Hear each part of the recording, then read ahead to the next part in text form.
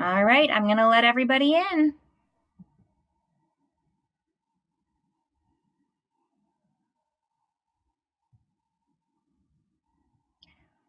Welcome, everyone. My name is Erin Lurie, and I am the head of adult audiences at Hillwood Estate Museum and Gardens.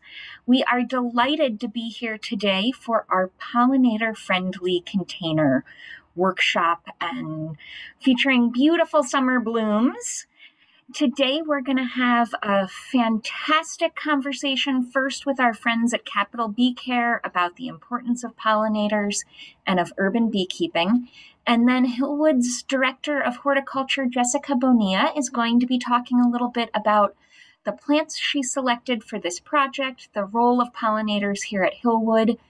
Finally, she'll do a little demonstration to pot up a container of your own. We are hoping that we'll use the chat today for a very lively conversation. Please feel free to submit your questions as they cross your mind. I'm going to serve as our moderator today, and we'll make sure that everyone gets to them. Before we get started, I think the last fun tidbit from me is I'm going to start by sharing a little bit about our experts. So we are joined by Rachel Perry and Sean McKenzie from the Bee Care Institute. They are a dynamic duo and both very, very passionate apiarists. Sean has been breeding honeybees for more than 20 years. He leads classes with the Bee Care Institute as well as the DC Beekeeping Alliance and co-teaches a course at the University of the District of Columbia. Rachel has been beekeeping as long as she has been able to walk, just about. Her grandfather ran an orchid pollination outfit in Northeast Washington, and she now is part of Capital Bee Care, the Bee Care Institute, and World Bee Care. I think many of you know Jessica Bonilla, who became Hillwood's Director of Horticulture last year after more than a decade as head gardener. She now leads her staff in maintaining all aspects of Hillwood's garden upkeep, including the design of a new native garden that will be making its way into the world over the course of this year. So with that, I am going to turn us over to our friends at the Bee Care Institute.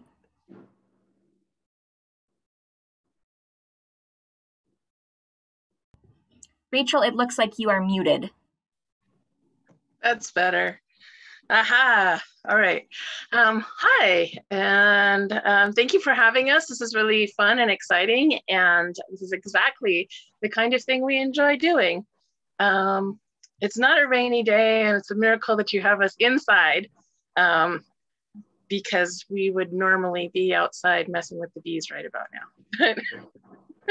now. Sean is actually outside at the moment. So.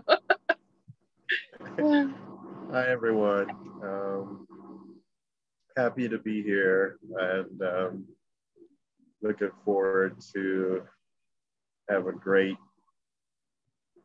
Zoom meeting talking about honeybees here at the Bee Care Institute, Capital Bee Care. Okay, so let's go ahead and just get started. Sean, you want to mute because you got a lot of outside noises there. Okay. Okay.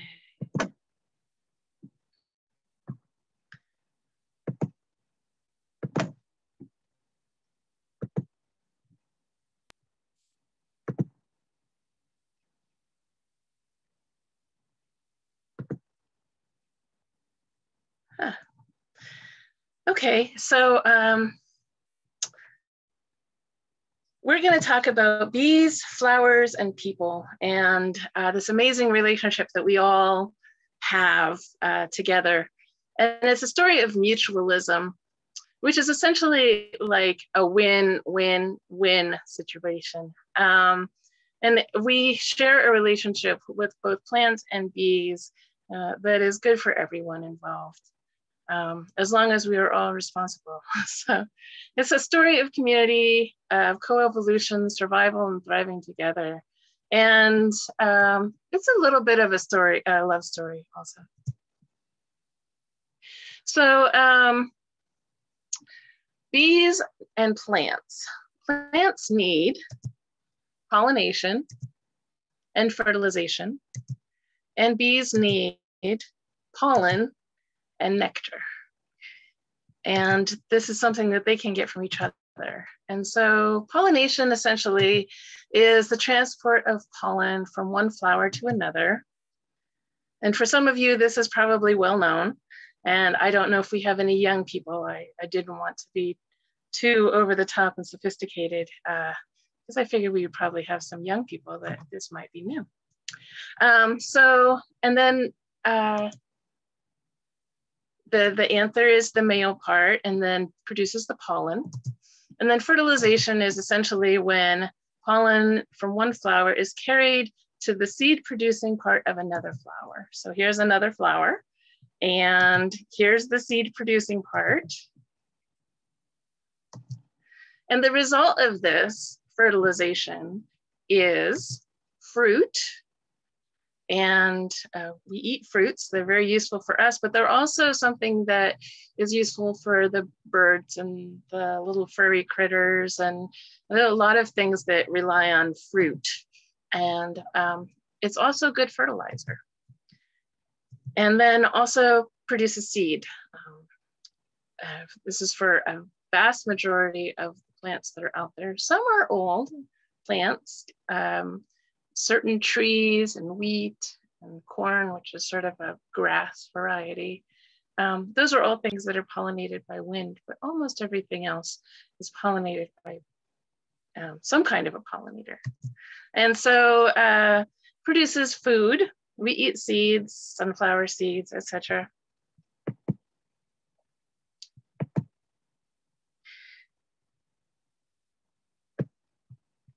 Sorry. And also produces more plants. So without the pollination, without fertilization, you wouldn't end up with things that we can use that nourish our bodies and our minds, but also you wouldn't have any more plants. And with no more plants, there would be no more of the wonderful things that we rely on. So to get to seeding and fruiting, the pollen must first travel from one plant to another. And we talked a little bit about how wind might carry certain kinds of pollen, but the rest of the pollen needs to be done by pollinators, and many of those pollinators are bees. And so you can see this little bee is essentially dancing on the anthers of this flower. And this bee is collecting nectar. You can tell she's collecting nectar because she is not wearing any pollen on her legs. And this bee, well, this bee is obviously in the midst of a lot of pollen. So bees get pollen on their hairy bodies and then when they land on the next flower, some of that pollen rubs off. And so they transfer the pollen from one flower to another. So how do they do this? I said they have hairy bodies, and it's true. They are very cuddly. They actually have these amazing hairs called plumose hairs. And plumose actually refers to feather-like. So you can see the hair has got a lot of branches on it, a lot like a feather. And so when the bee flies through the air, those hairs, sort of like rubbing a balloon on your hair, and then you hold it up and your hair kind of stands up. It's because your hair gets a positive charge from the contact with the balloon. And it works very similarly for the bees. They get a slight rubbing charge as they fly around. Don't you, baby? Slight negative charge. And so that static ensues, and as soon as the bee lands on the flower, whoosh, comes up all the pollen and just sticks to all those hairs. And so those hairs trap the pollen, lots of pollen. And you can see this bee with its front legs attempting to scoop some of that pollen into something a little bit more controllable. So 80% of flowering plants are pollinated by critters. So that might be birds, and it might be butterflies, and it might be bats. Those are the 3 of the 4 bees, and the other is bees. There are other things that do a little bit of pollination here and there, but most of the critters are insects. And many of the insects are bees. And just for your information, one honeybee can visit up to 1,000 flowers every single day. That's one bee. Now imagine a whole hive of bees. That's a lot of pollination. And so the question then is, why do bees want to find the flowers? Well, honeybees are vegetarian. And they rely on nectar for carbohydrates, sugars, energy. They use that to fan down. They take a lot of the moisture out of it, and that's what they turn into honey. So we know the honeybee as producing honey, but they start with nectar, which comes directly from the flowers. And then they also collect protein, which is the pollen. It's a protein source. So it's what gives their bodies that strength. So the carbohydrate, the nectar, gives them a lot of energy because they have to flutter their wings very busily all the time. And then protein source through the pollen. So in this particular relationship, we talked about mutualism. This is a wonderful relationship where everyone flourishes. It's mutually supportive. So one thing that's very interesting is that trees, and that could say shrubs, and that could also say perennials, things that come again or never die away, that bloom, that rely on pollinators, they will respond over time to the presence of those pollinators. And what I mean by that is that once they realize that it's worth their time, the plant, to put the energy into blooming, they will actually expend energy to bloom and put on more flowers next time. So what that looks like is an increase in bloom, which means that there's more food available in the environment for pollinators. There's more fruiting, which is good for all of the little critters that rely on that, including us. It's great for community gardens, especially when we're working on, as a city, to bring in a lot more locally grown foods. Having all those pollinators there really helps out. And then it just makes an overall impact on the ecosystem. And so having a lot of pollinators in an area is really great for the flowers, and it's also really great for the pollinators if there's a lot of blooms. But how do the bees find the flowers? So here's a bee. Just to point out an interesting fact, this little area where the abdomen is moving so much, that is actually the bee breathing. They contract their abdomen, and that's how they circulate their hemolymph, which is their kind of blood. And you can see here, we have the 3 legs on each side, and this bee is using its front leg to clean its antenna. So they use their antenna for smell. They also use them to sense what's going on with the electric field. And we talked a little bit about the electric field. We'll cover it again in a second. But it's something that they can feel with their antenna and their plumate hairs, which are so fine. And then they use sight. So, and they have a very amazing kind of sight that is different from our kind of sight. And they can spot a flower from a long way away. And then also they use directions. I have to say that they are, almost all the bees in the hive are girls, and none of them are afraid to ask for directions. So bees, for a bee's eyes only, bees see things in a very unique way. They are attracted to flowers with warm colors, but they see ultraviolet, which is a spectrum that part of the spectrum, like the rainbow, that we can't see. So we can see mostly these colors. This is what the flower looks like when we look at it. We can see all these wonderful reds. But the bee sees into a spectrum beyond the violet, which we can't even see. It's called ultraviolet. And we can kind of get an approximation of what a bee is seeing. And this flower over here, the blue looking one, is actually closer to what a bee would see if a bee were to look at that flower, same flower.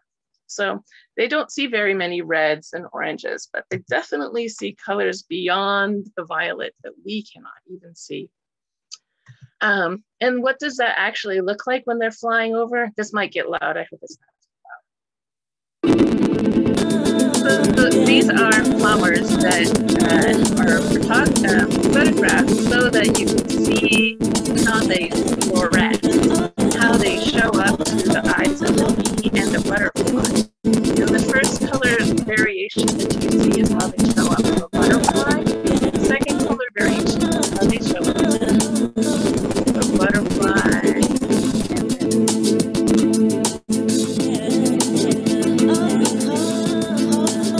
There's a big difference. This is what we see, and this is what we see. Okay. Where are we at? So bees do recognize their floral sources. They actually remember flowers. They can see the color, they remember the color and the smell, and they can pick up on those electric fields that I mentioned. And what those electric fields are is essentially an imbalance, like a difference between the charge of the flower and the charge of the ground. And they can pick up on that. And each unique plant species has its own electric charge. And so in part, it's based on the plant's distance, like its height from the ground, and then also its shape. And then they will, if given a choice and they're not already going to a source of food, they will go to a source of food that is more nutritional for them. And so what does it mean when I say nutritional? Well, all of these colors over here represent the color of pollen. When we saw the bee earlier and it had pollen on its legs, it could have been any one of these colors. It happened to be yellow. But these colors represent the colors of pollen that you would find on a flower. So this wonderful color, pinky purpley color over here is actually the color of the pollen of the common mallow. And this is actually the color of the pollen of the fireweed flower. And so when the bee brings these in, she packs they collect them and they pack them away and save it for later. And some of it they eat right then. But each one of these pollen sources has a different nutritional value. It's sort of like the difference between like just plain old green lettuce and maybe some kale. They may look a lot alike, but they have very different nutritional values. And so the pollen is the main source of protein for honeybees and many other pollinators. It does come in different colors. It does have varying degrees of nutrition. It's available at different times of year, and that's because different flowers bloom at different times of year. Some flowers bloom early spring and some bloom in the middle of winter. This, where did it go? Somewhere around here is the arcanite pollen, and that's what you would find in the middle of winter. And then the flowers bloom for different lengths of time. For instance, the daffodils only bloom for a little while, and the azalea bushes bloom for a lot longer. But something that's important to note is all these amazing kinds of pollen bloom on a schedule that's based on what happens with the climate. And so pollen availability, the time when it's there, the amount of time that it's there, how much there is, it's all changing in response to the changes that we're seeing in our climate. And that does impact the bees. It impacts all of the pollinators. And so that's what a bee sees when it sees. And then I said that they ask for directions. Well, they do talk, and they talk in a lot of different ways. But one way that they talk is through dancing. And so the bee will give her sister directions. And she does this through this amazing dance. And the dance, called the waggle dance, will tell the other bees the distance to the flowers, the location of the flowers, the richness of the food source, like how good it is for you. And here we have an actual bee really doing the waggle dance. I hope you all can see this. And she's right in here, and she just waggles it out. And all the bees are sort of around her, but she's got that little waggle dance going on. And what the bees around her are doing is they're asking for a taste. So they're watching her, and they can get a lot of information about what they see, but then she also gives them all a taste of the yummy nectar and says, oh, this is what's at that food source that I'm telling you about. But she also, because she just came from the bloom, she's still perfumed with the flower, so they can smell it too. And they will use all that information to find the same patch of flowers for themselves. The taste, which they kind of get in the air a little bit, they can pick up the taste with their antenna. And then the smell, they can smell with their antenna and pick up that information. And then she told them which direction and how far. So they fly that direction and they go that distance, and then they smell it. And then as they get closer, they get a little bit of that taste through their antenna. So what about our relationship with bees though? We have a long-standing relation. Humans have a long-standing relationship with bees. We have essentially co-evolved our food sources with bees.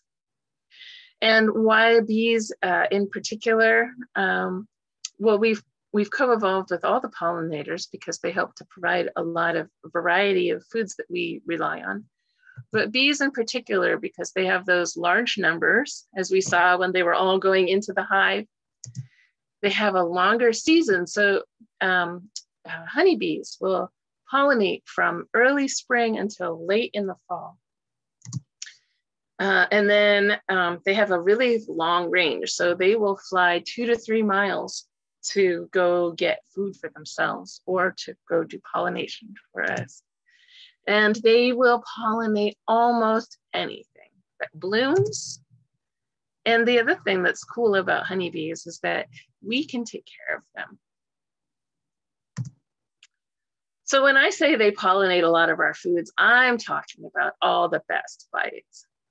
Bees feed us. So 80% of pollination, they do 80% of the pollination of our cultivated crops, which is more than 100 different kinds of plants.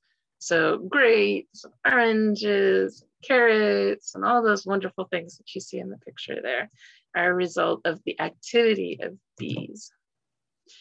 And this is something that was put out by the USDA. This is what breakfast would look like without bees. Even down to the milk in the coffee or the tea or whatever that is. Without honeybees, without bees, there wouldn't be the pollinators for the alfalfa plants that those herbivores, those animals that eat plants rely on. And then another view is to look at the market day without pollinators. Here's a lovely market stall full of all of the amazing things that pollinators help us with.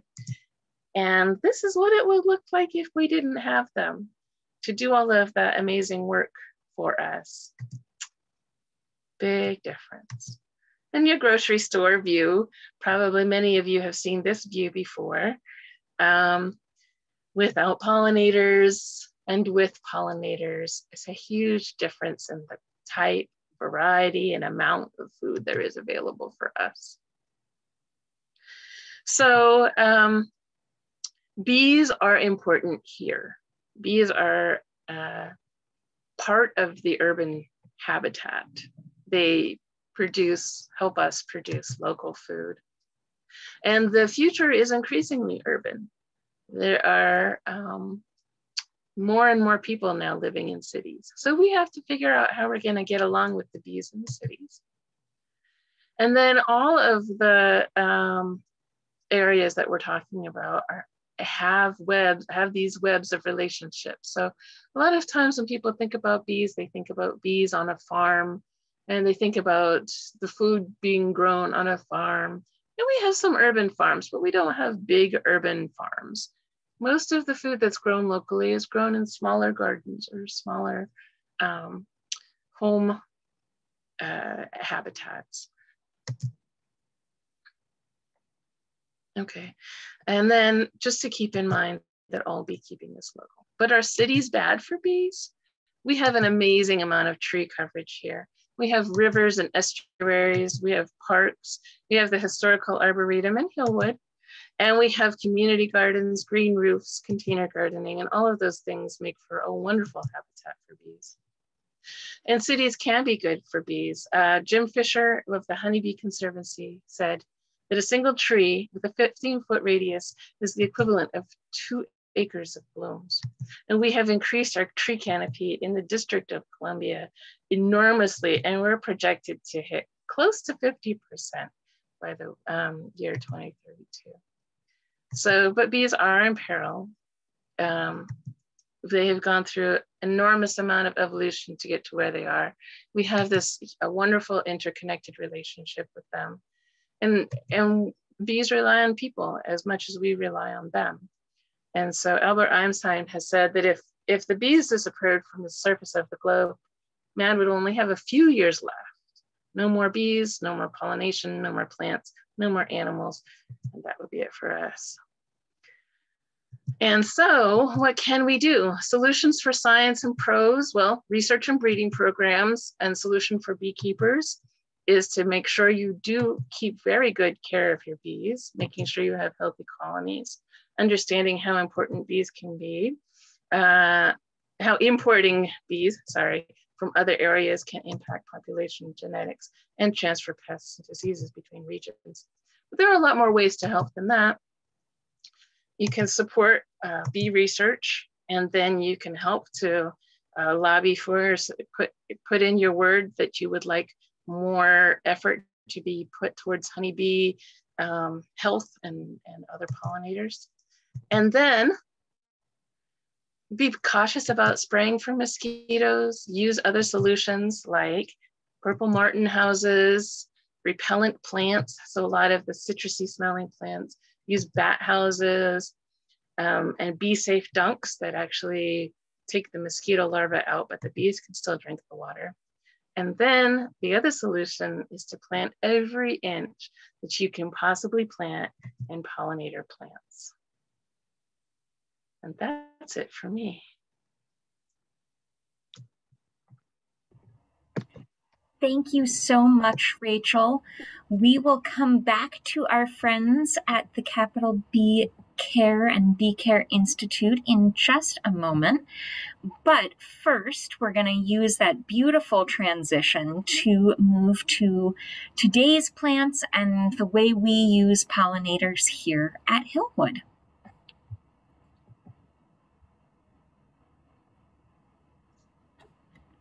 Oh, Jessica, I think you are muted.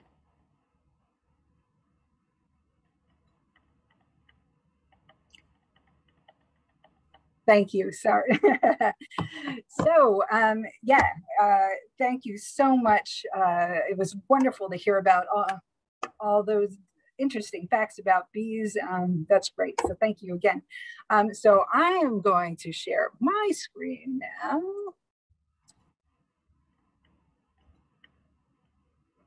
So again, I'm going to talk a little bit about the little theme of bees too. I just wanted to comment, you know, that the University of Maryland reports there are over 400 species of native bees in our region, and that the Maryland Department of Natural Resources puts that number at over 4,000 for the entire US. So if you see on my slide here, here on the left, it's miner bees and bumblebees. Seen here are just, you know, 2 of the 5 common families in the DC area.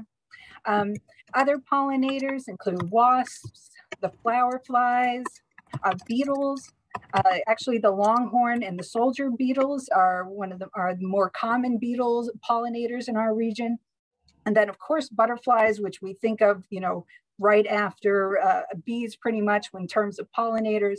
But then there's moths. That the picture of the moth is actually the snowberry clear wing moth that we actually saw visiting flowers here.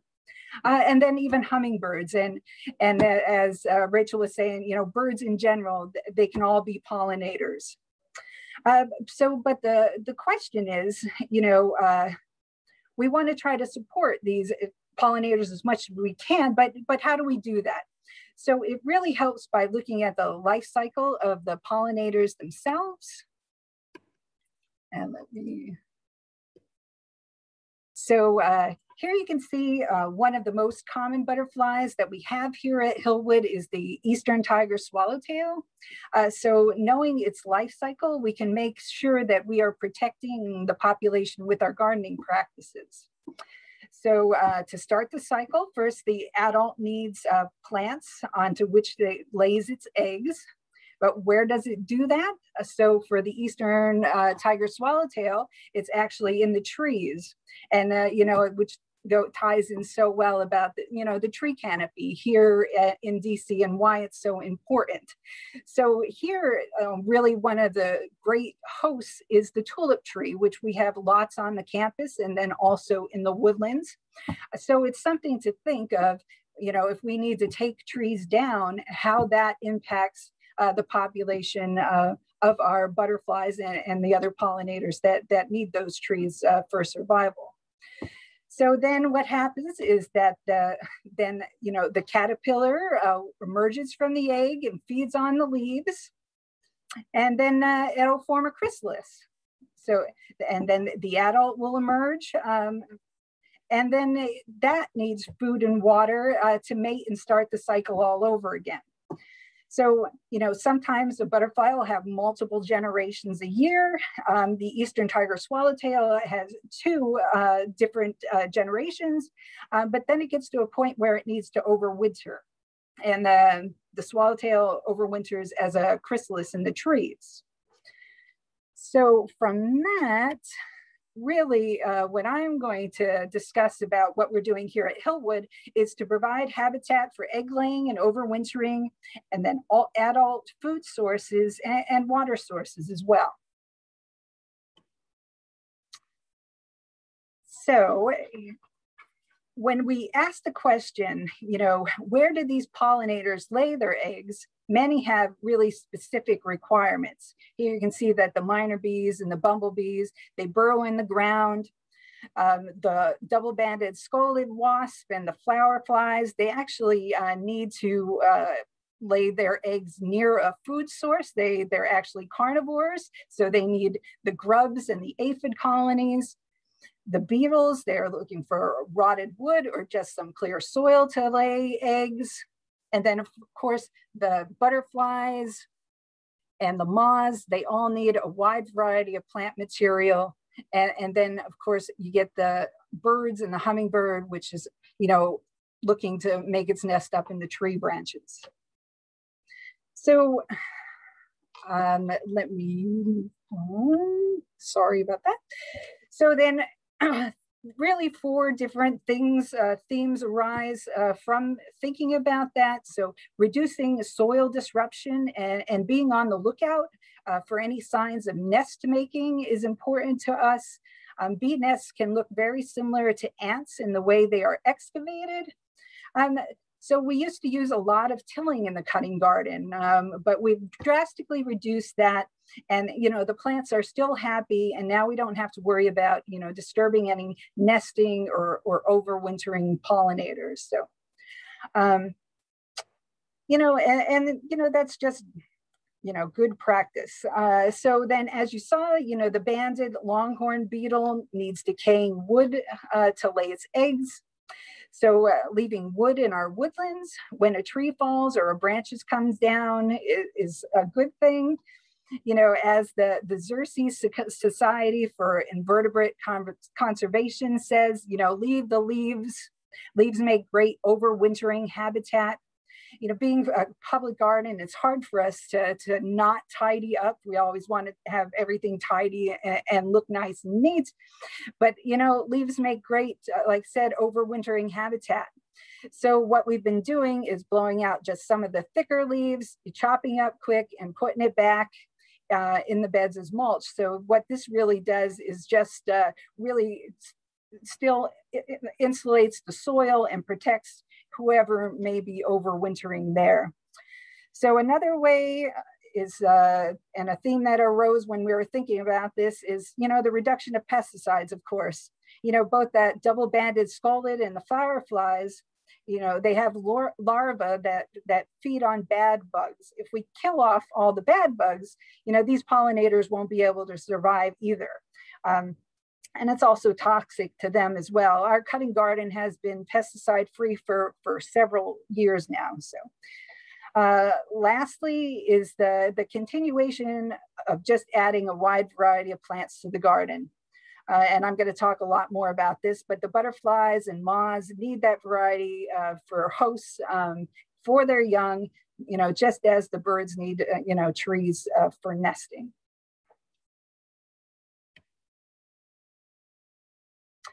So I wanted to mention one other related thought about pesticide use here at Hillwood.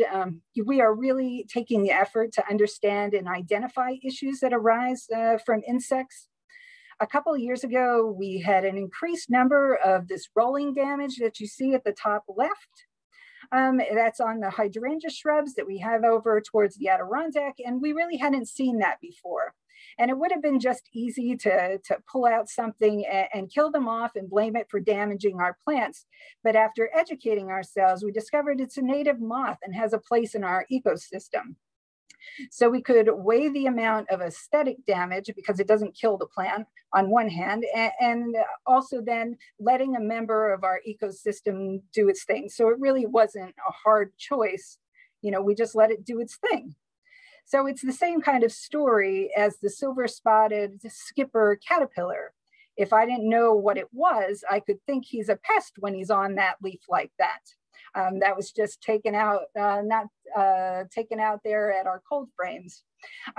You know, and if I didn't understand what he would become, you know, he's one of my favorite butterflies.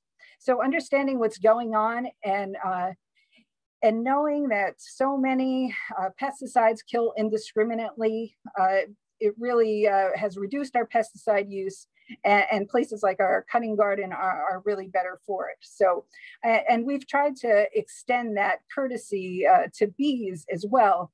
We had a nest of bald-faced hornets in an area where we could kind of control access, because I found them only to be aggressive if you touch their hive.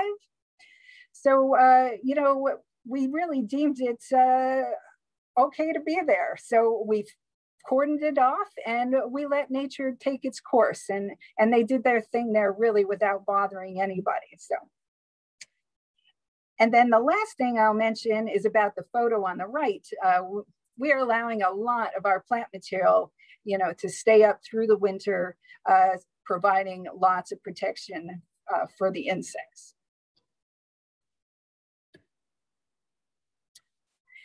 So we talked about nesting and overwintering habitats. Another important way we're trying to help pollinators is providing food throughout the season. And one way of doing that is by removing monoculture ground covers, like all of the same thing all together, and adding more diversity. So this is out by the dacha. This is, you can see where we had just removed ivy and pachysandra. It all looked like, you know, on the other side of the sidewalk. And now you can see in the photo of the right, you know, it's all diverse plantings, because really the pachysandra only blooms in the spring, and the ivy doesn't bloom at all because that's a juvenile form. So really, it's really like a food desert for pollinators. So, you know, large swaths of lawn are the same thing. So we'll, with the new planting, you know, it'll provide food throughout the whole season. And you may wonder, as being a historical garden, how we can be making, you know, big changes like that. But really these upgrades are very much in keeping with what Marjorie Post had. And you can see here a picture of her and Lady Bird Johnson out enjoying the gardens, and look at all the columbines and perennials blooming along the edge of the path. So plant variety is important too, because our pollinators come in all shapes and sizes. You know, bumblebees need sturdy flowers, little sweat bees and yellow-faced bees need little flowers like the sweet alyssum or the lavularia we're going to be using in our containers. So, and these photos are from our cutting garden, where you can see so many different flower shapes. On the right, I wanted to point out, is our native honeysuckle vine that has a flower built perfectly for hummingbirds. Variety also means to us having plants blooming through the entire growing season, you know, from the first early spring bulbs until the latest chrysanthemums. That way there's just always something for the pollinators to be feeding on.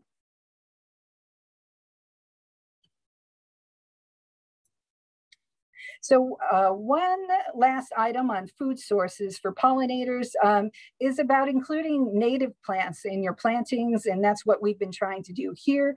So these are plants that our insects have evolved with.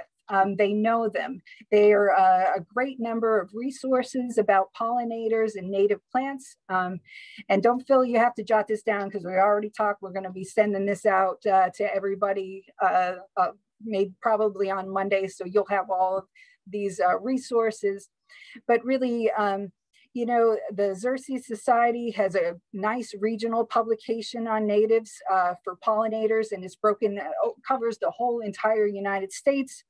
The Chesapeake Bay Native Plant Center has a search feature on their website to help you find the right native plant for the right spot in your garden. And there's just a lot of local native plant groups in the area, like Plant Virginia Natives, you know, that can offer a lot of resources if you're interested in including more natives in your garden. So pollinators also need water. So we are fortunate to have a wonderful water feature in the Japanese style garden. So here you can see along the edge, they have these little pebbles along the edge and rocks where insects can go and land and get a drink. And then I just couldn't help myself. I had to share some bee photos too that we had found, you know, because who doesn't want to see a bee getting a drink from a bird fountain?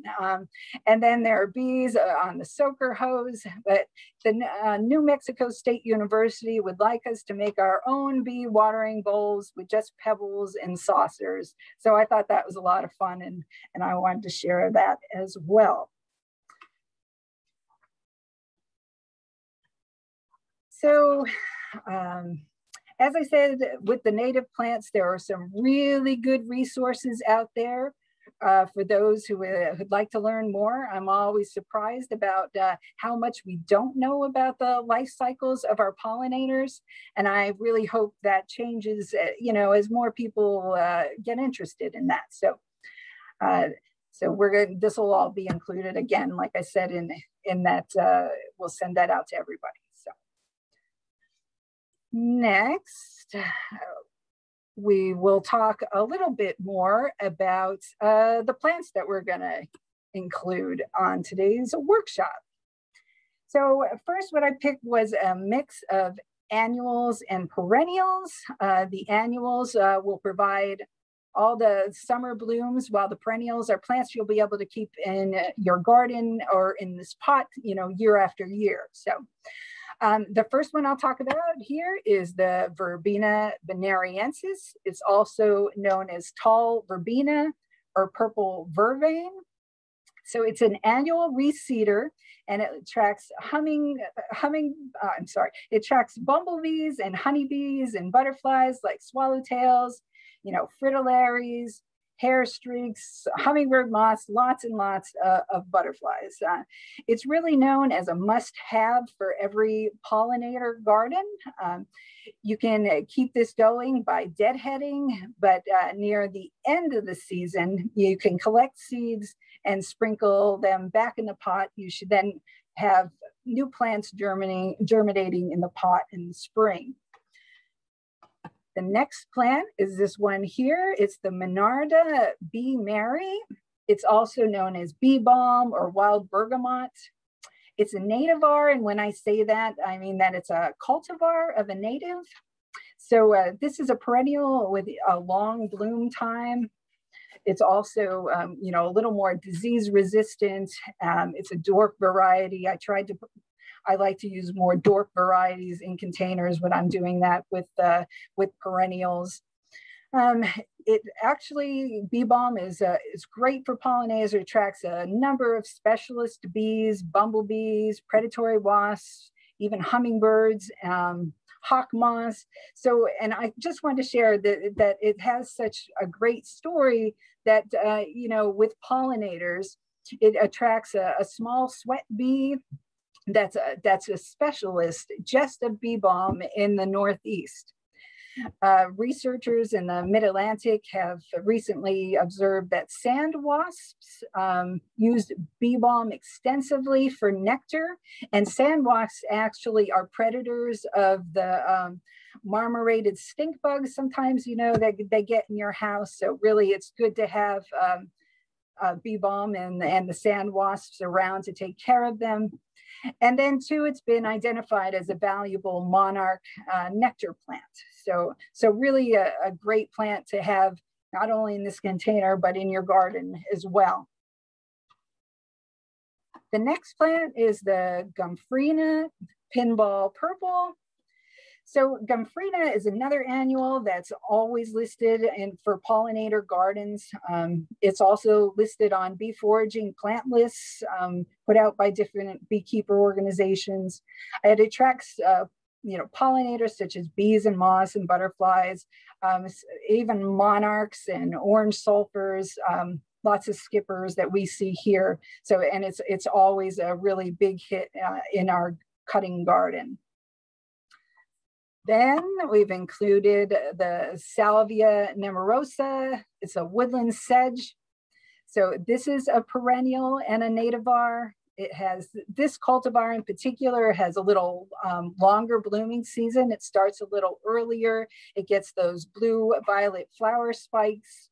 It has a really sturdy, upright habit, kind of stays smaller, you know, just kind of what you would want for a container. So again, they attract bees and butterflies, but really a lot of salvias as well attract hummingbirds. So you never know, you could be bringing hummingbirds into your gardens as well this year. So another way too, it can be deadheaded to produce new flowers moving forward, you know, all throughout the whole season. So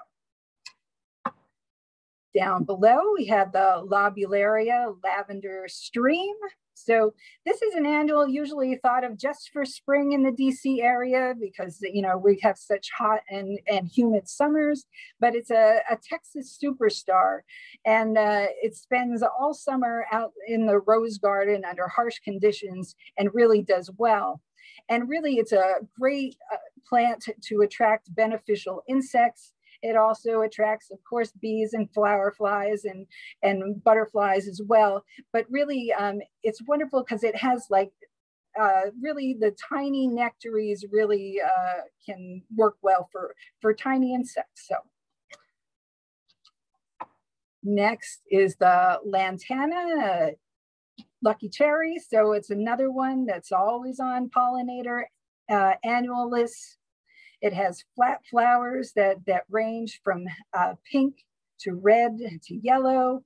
And, you know, this is another one attractive to a wide variety of butterflies and hummingbirds too.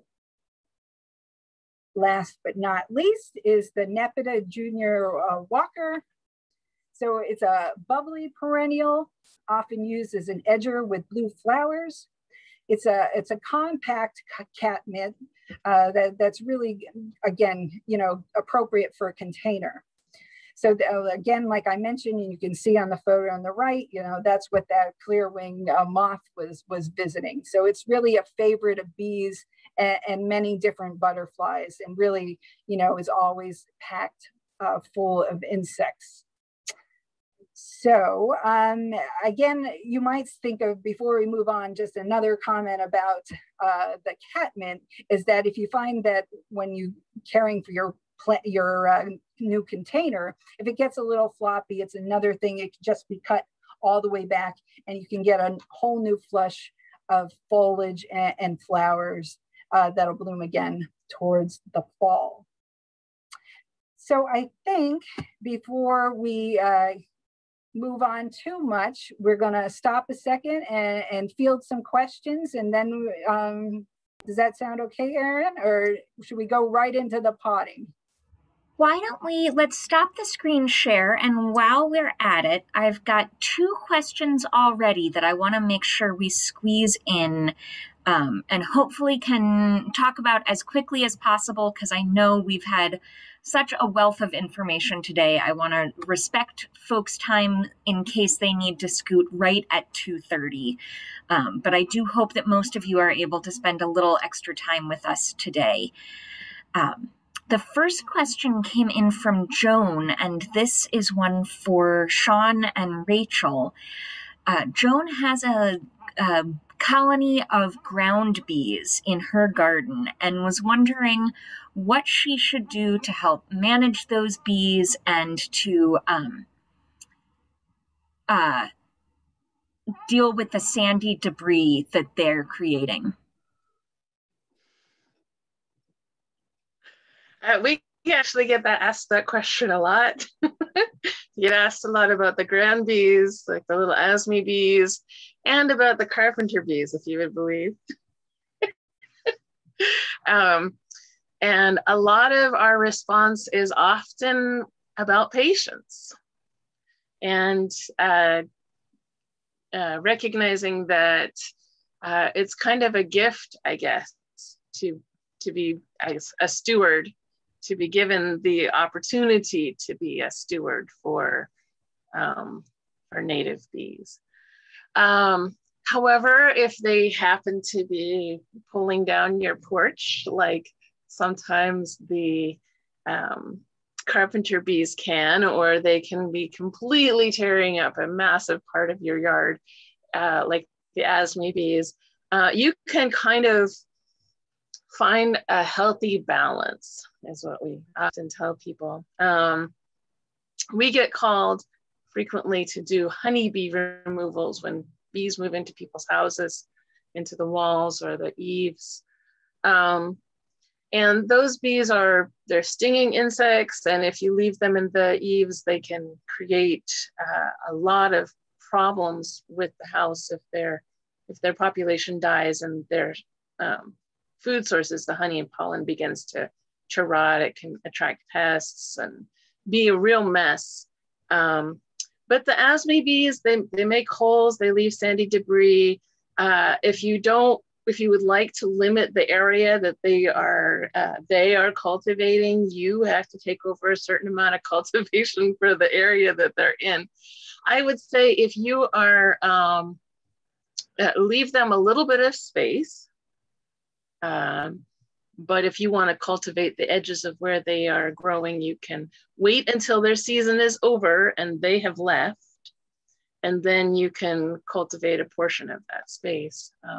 They don't like the soil to be too moist, and they don't want to live in well-managed, prepared soil with a lot of organic material in it. So if you use compost in the area and water it and sort of cultivate part of that land, then there won't be so much of that sort of great sandy soil-scape that they love to build their nests in. That's good. Thank you so much, Rachel. All right, we do have a few more questions that we will get to, but Jessica, can you kick us off with a focus on the containers? I know we had some folks who were able to pick up materials from us, and we also did share a materials list, which will come back out in that slide deck that I'll send out early next week, if not before.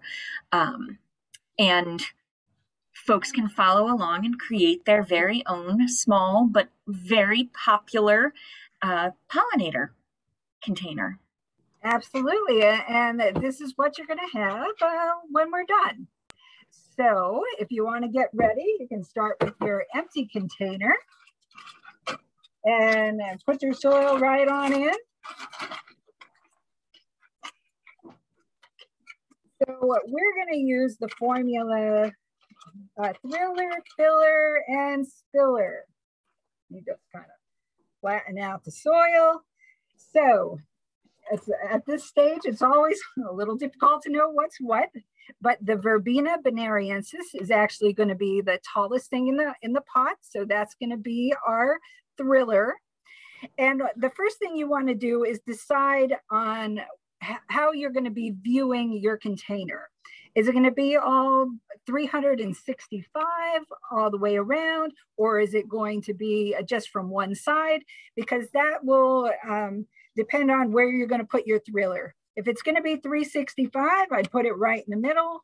If it's going to be just one-sided, I'd put it in the back. So we'll start with that.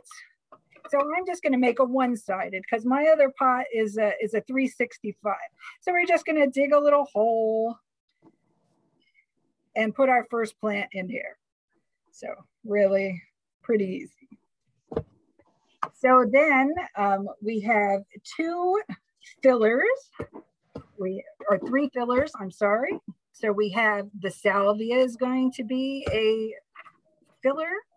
The gomphrena is also a filler. And then the bee balm as well is going to be a filler. So here too, it's the same thing. I'm gonna put my bee balm just because I want to, here in the middle, like I said, so from your view. So this is the thriller, and then we'll have the bee balm, and we're gonna plant our filler plants right around it. Get inside. They're cutting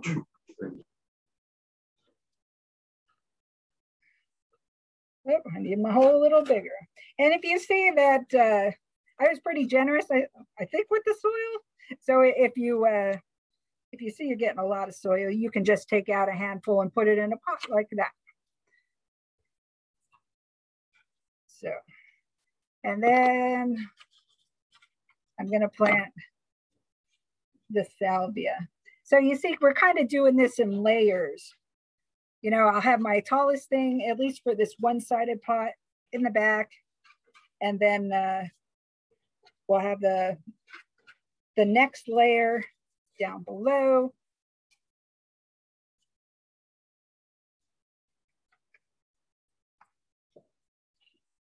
And then I'm going to put my spillers, which is the lantana.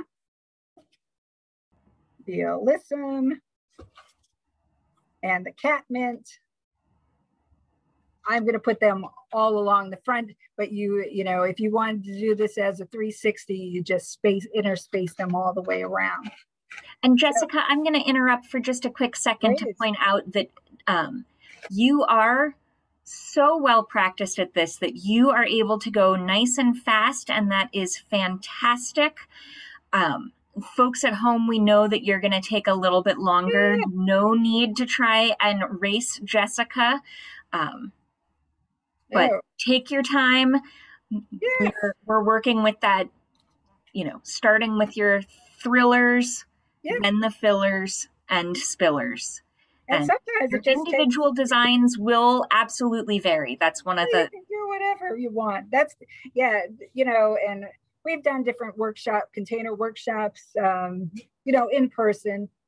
But, you know, it's always amazing to me how you can all be using the same plants and come up with all different designs. So you got it. Yeah. And feel free to take out some soil. You can use that in your next container, obviously. I was a little concerned that I was shortchanging people with potting soil. Obviously not. And I did plant one of these.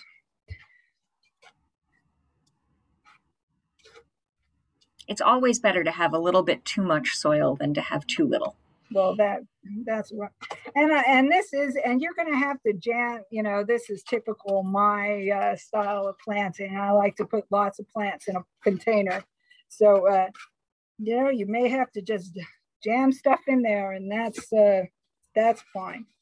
I'm going to turn this around so it has a nicer side out.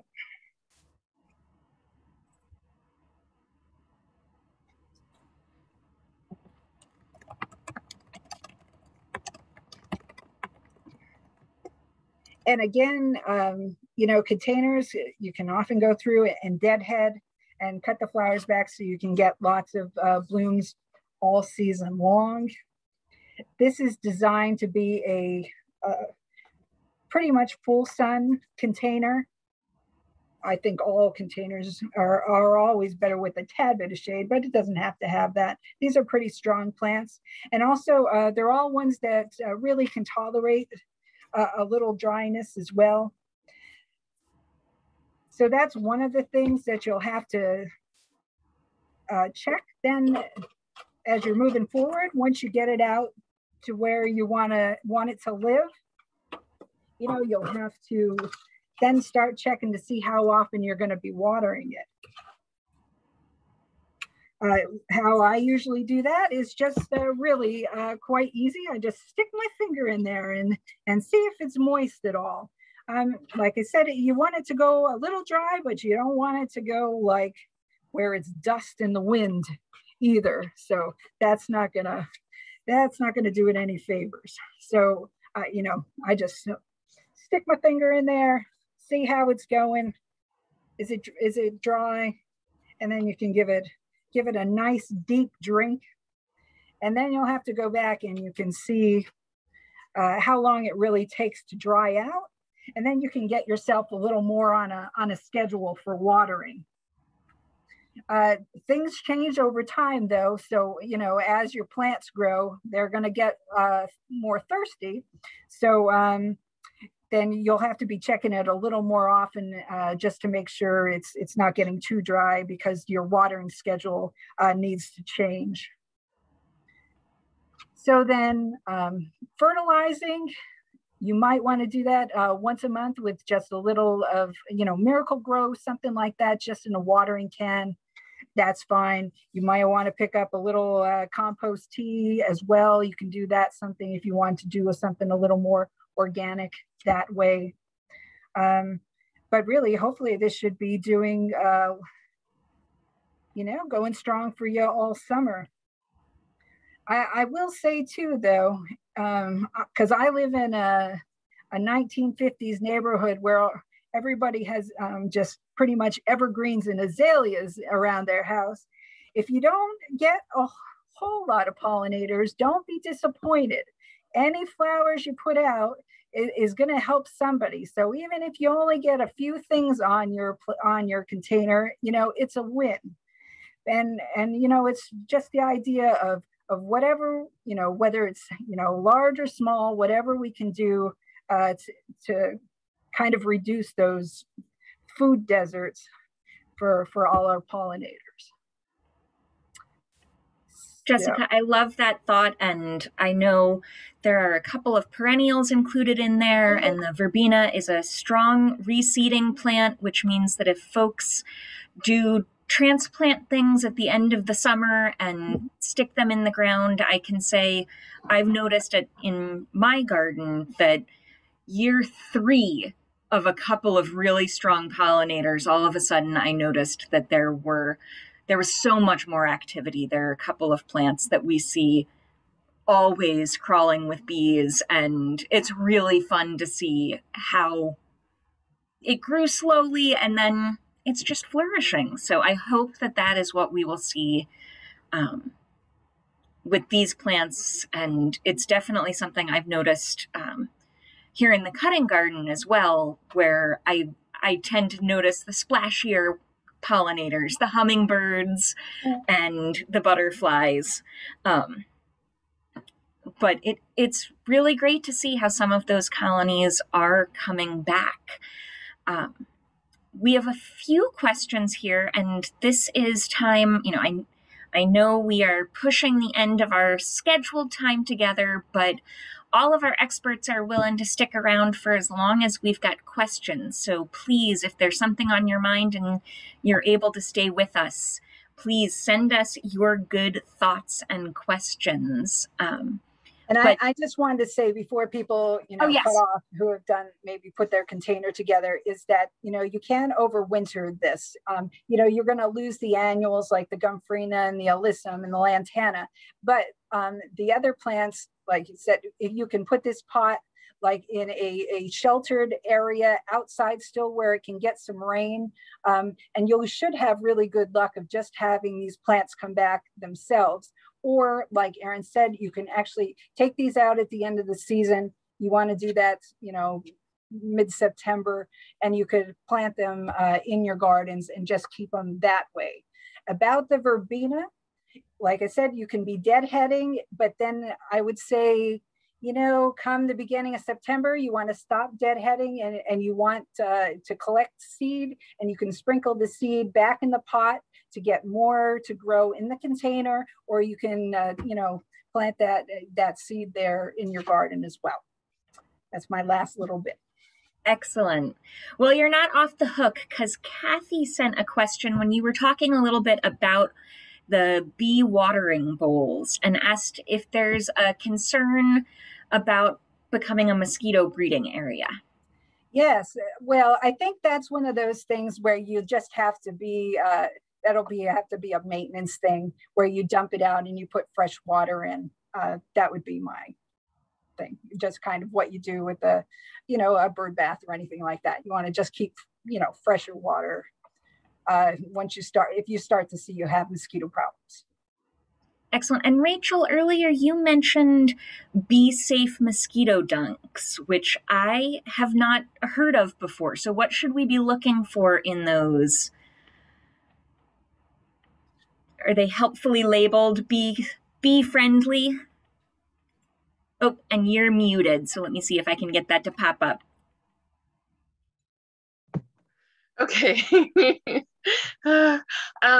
So yes, they mostly are labeled bee friendly. You can find mosquito dunks at most of the hardware stores and online retailers that sell, you know, lawn and garden products. And the Bee Safe dunks, especially if you only have like a small container, you don't even need the entire dunk. You could just use a little piece of the dunk. And essentially what it does is it interrupts the larval development of the mosquito, which happens in the water, but it doesn't impact the adult bees. And so they can drink from it safely, but it won't allow the larval development of the mosquitoes. Fantastic. And Kim just raised her hand. I'm going to ask her to unmute. And Hi, can you hear me? beautifully. Great. There was a little plug, a little plastic plug in the bottom of the pot, and I didn't hear if I assumed we were supposed to unplug it, although I did not. So should I push it through so the water can drain out?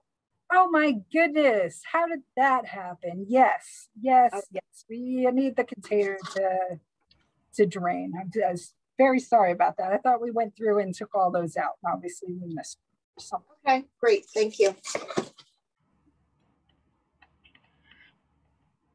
Does anybody else have questions either about their container or pollinators and beekeeping?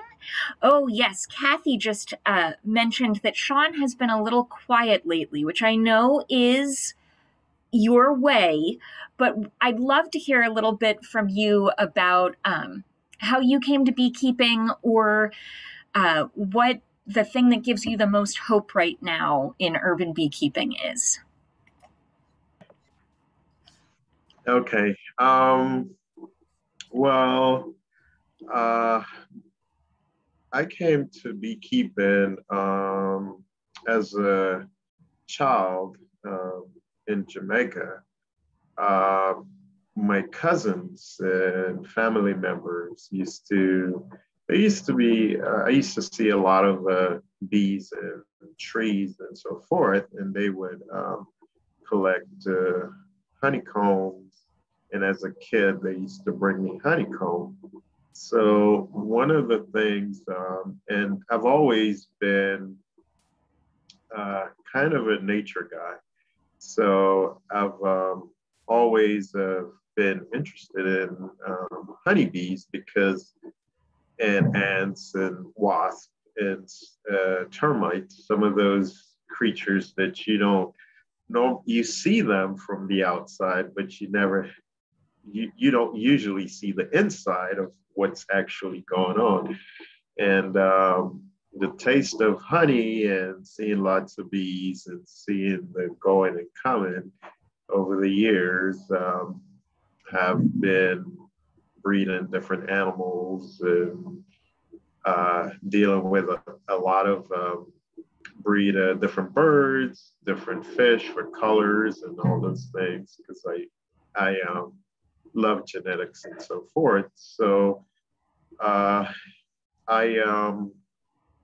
read a lot about bees, and it piqued my interest as I got older and I moved to the United States, and I was on a quest to find out how to keep honeybees. So in my quest, I was lucky enough to came across beehives, and the person that was keeping bees, Bill Lippy, I asked him, could I see what was going on inside the hive? So he told me, I said, I don't have any gear, I don't have anything, but this has been an interest for many years. And he said, well, I've just started beekeeping, and I have gear, I have everything you need, so just show up and we can go in the hive. So once I got into the hive, everything just kind of seemed natural from reading and looking at I've studied a lot of literature, read a lot of old beekeeping books. And the first time I went into the hive, I was able to identify the different castes, the queen. I found the queen, and he was surprised. He was like, I've never found the queen. And you opened the hive and you found the queen. I was able to identify the drone and the workers and the different stages. And so it's almost like everything was manifested from reading and all those things. And it became an interest. And one of the things that I like about bees, it was about the common good. It was about the common good for the hive, and all the bees work together for the succession of the colony, and everyone worked towards making sure that the colony is successful and have enough food. And there is no I, it's about us. So I kind of like that relationship. And over the years, I've also used, I was interested in producing local bees and so forth. So I've gathered a lot of local bees from trees and so forth, and started a breeding program. So now I'm, it's the more I do it, it seems like there's just more to be learned about honeybees. And I like, I also enjoy other pollinators as well. But I'm just so intrigued by everything about pollinators and honeybees in general.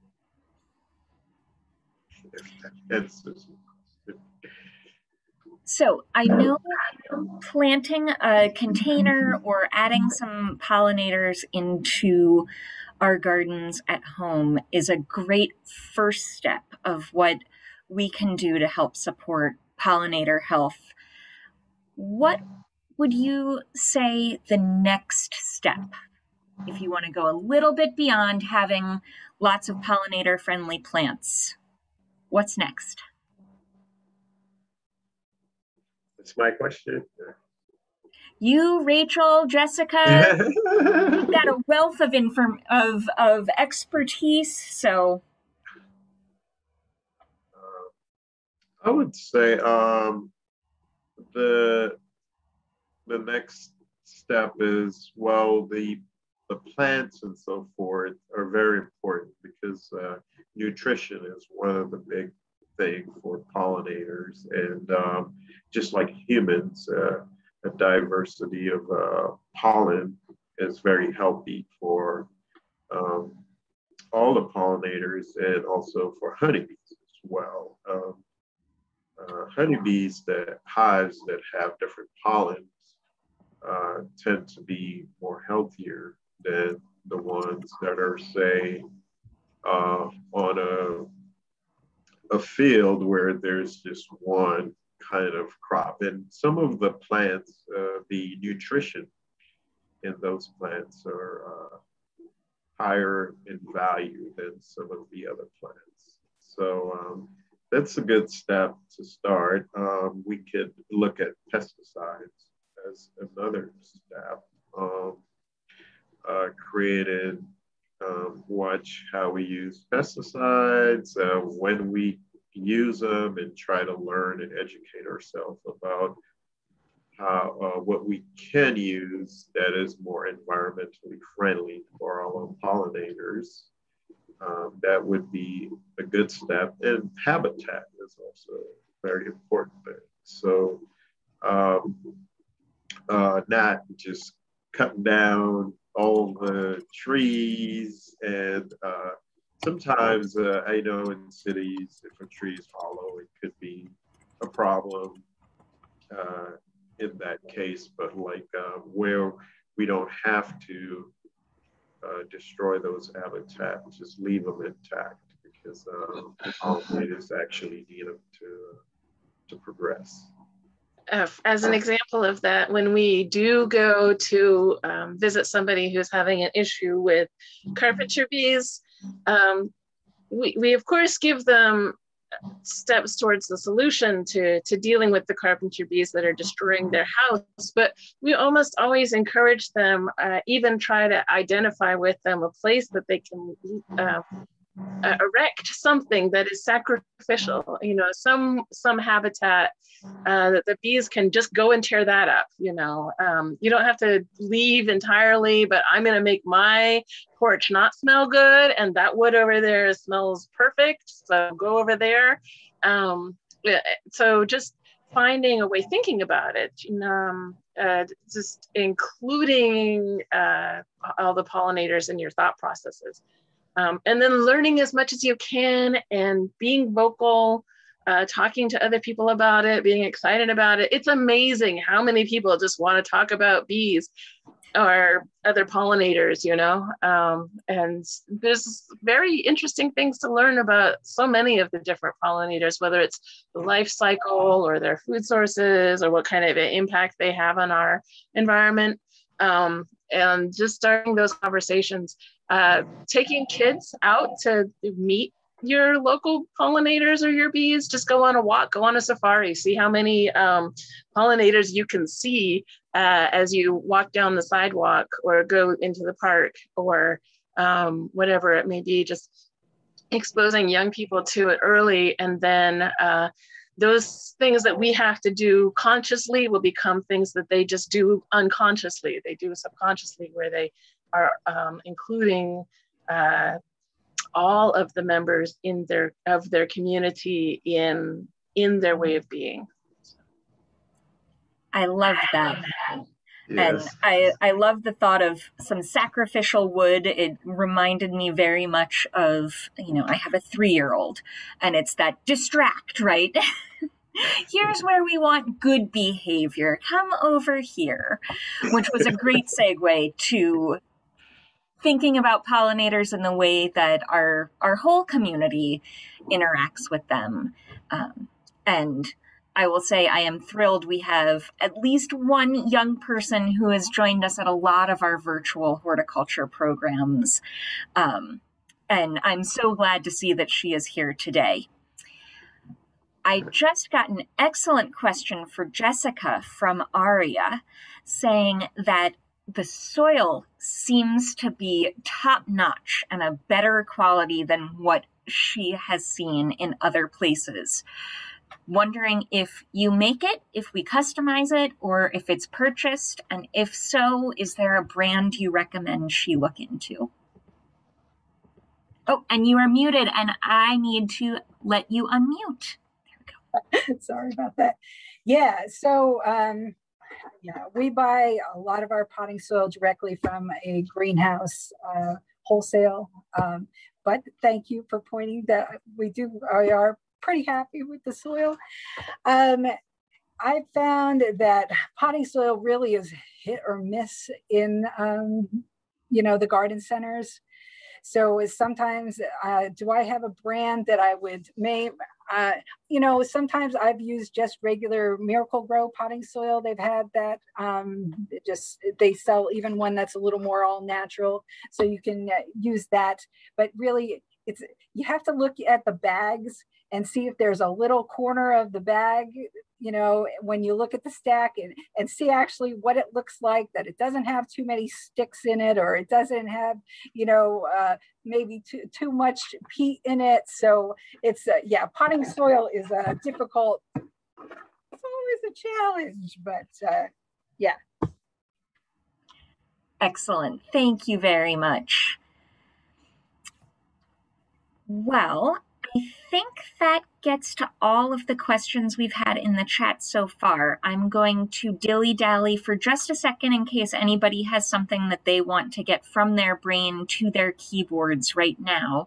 But I just want to thank everyone for joining us today. It's been a pleasure to spend this time together. I am so thrilled that many folks in our area will be planting beautiful container gardens and beautiful pollinators in their gardens to help us support the pollinators in our neighborhood. And I also want to say very strong thank yous to Sean and to Rachel for joining us today and for all of the conversations we've had this year leading up to the program. It's been so nice to be with you. And excellent. See, this is why I dally for a little bit.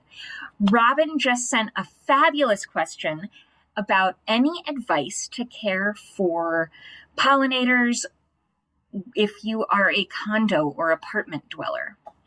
And I'm going to prompt you all to unmute.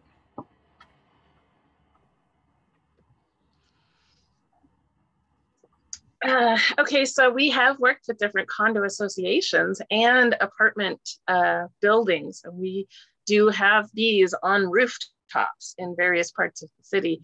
So that's one thing. You can always lobby, you can always get other people. Maybe your building won't do it, but maybe a friend has a building that they'll do it.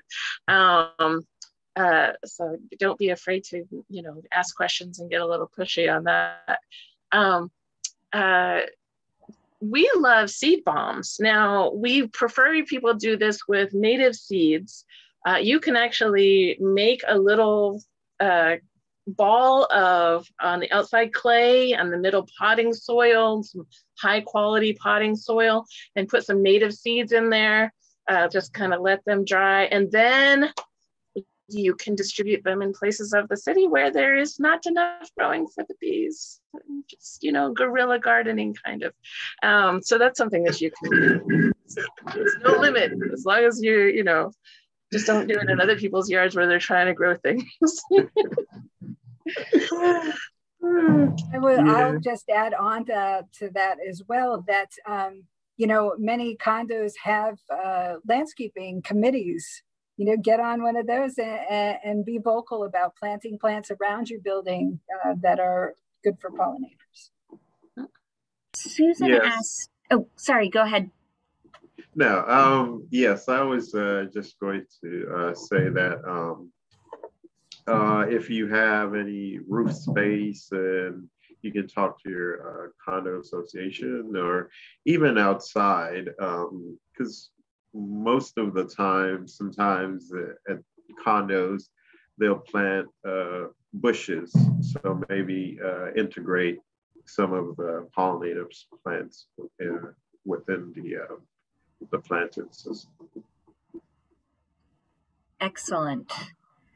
Susan asked if the advice that we've had today about caring for native pollinator plants, if that would apply to vegetable gardens too. In particular, she's had some problems with zucchini plants that have failed to produce.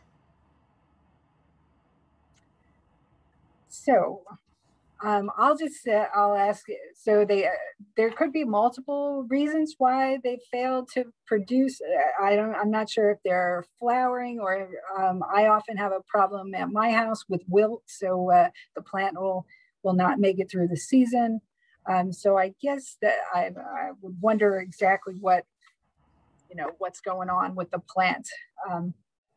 But drainage is an issue, and sometimes it can just be part of the soil. I found we have much better luck when it's drier seasons. Then, you know, the wilt becomes a problem with that when it's a little too wet. So better, you know, good drainage is important. Excellent. Well, with that, I think it is time. Oh, does everybody need? Yep. It is time to say goodbye, and I just want to thank everybody again for joining us today and for making your worlds a little bit more beautiful. And thank you, Jessica and Sean and Rachel, for joining us today. Thank you for having us. Thank you for having us both. We'll follow up with those slide decks and share some information from the Bee Care Institute early next week. And thank you again for everybody spending a beautiful Friday afternoon with us. Thank you. Bye. Thank you. Take care. Be well.